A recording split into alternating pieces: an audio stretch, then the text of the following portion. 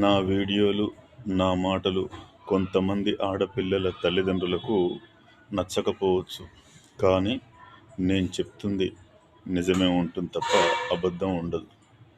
కుటుంబ ధర్మం నిలబడాలి. కుటుంబ ధర్మం నిలబడాలి అంటే ఎవరి ధర్మాన్ని వాళ్ళు నిర్వర్తించాలి.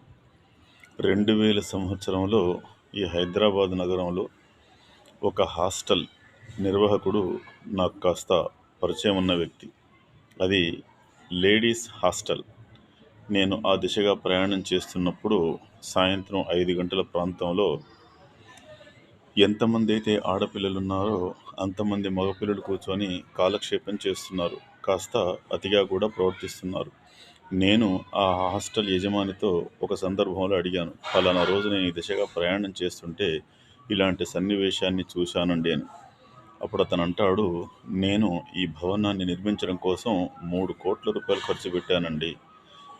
హాస్టల్లో పిల్లలు ప్రతి కదలికలో ఏం చేస్తుండో నేను గమనించుకుంటూ పోతే వాళ్ళను ఆక్షేపిస్తే నాకు హాస్టల్ నడవదు, నేను దీన్ని మూసేసుకోవాల్సి వస్తుందని చెప్పన్నాడు. ఆ తర్వాత నేను ఒక కాలేజీకి వెళ్ళినప్పుడు ఆ కాలేజీలో జరుగుతున్నటువంటి సందర్భాలన్నింటినీ కూడా ఆ యజమానితో సంప్రదిస్తే, అవన్నీ పట్టించుకుంటే మేము కాలేజీ నడపలేమండి, మాకు స్ట్రెంత్ కావాలి, అంతే, ఇక వాళ్ళు ఏం చేస్తున్నారనేది వాళ్ళకే వదిలేస్తామని చెప్పి అంటున్నారు. నేను ఇవన్నీ ఎందుకు చెప్తున్నాను అంటే వీడియోలు కూడా చూపిస్తున్నారు. మన హైదరాబాద్ నగరంలో 6 దాటితే చాలామంది యువతులు వ్యభిచారం చేస్తున్నారని చెప్పి వీడియోలు పెడుతున్నారు. ఇదే కాకుండా నేను చాలా సందర్భాల్లో ఎంతోమంది గమనించడం జరిగింది. ఆ సందర్భంగా ప్రతి ఒక్కరూ కూడా వారి విచ్చలవిడిగా ప్రవర్తనను ప్రదర్శిస్తున్నారు.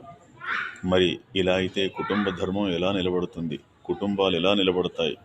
మన పూర్వీకులు తిక్కలోళ్ళై కానీ తెలియక కానీ చేయలేదని అనిపిస్తుంది. ఏమిటి చేయలేదంటే, వారు ప్రతిదీ కూడా ఆలోచించి ముందు జాగ్రత్తగా బాల్యంలోనే వివాహాలు చేసేవారు. ఇప్పుడు 20 ఏండ్లు కాదు, 30 ఏండ్లు, 35 ఏండ్లు, 40 ఏండ్లు వచ్చేంత వరకు కూడా ఏ అమ్మాయిల తల్లిదండ్రులకు కూడా పెద్దగా వీరి వివాహం ఎప్పుడు కావాలి అని చెప్పి ఆలోచించడం లేదు. మరి వారికి ఆ ఆలోచన ఎందుకు రావడం లేదో ఏమో. ఈ సమాజానికి స్త్రీ పురుషులు ఇద్దరూ సమానమే అయినప్పటికీ కూడా ఎవరి ధర్మాన్ని వారు సక్రమంగా నిర్వహిస్తేనే కుటుంబాలు సక్రమమైన మార్గంలో ఉంటాయి. సకాలంలో తల్లిదండ్రులు అమ్మాయిల వివాహం చేయకపోవడం వల్ల ఆ ఆడపిల్లలు ఎవరెవరినో ప్రేమించి వారి విచ్చలవిడితనాన్ని ప్రదర్శిస్తూ కుటుంబాలన్నీ కూడా అల్లకల్లోలం చేస్తున్నారు. అందరూ ఆలోచించండి.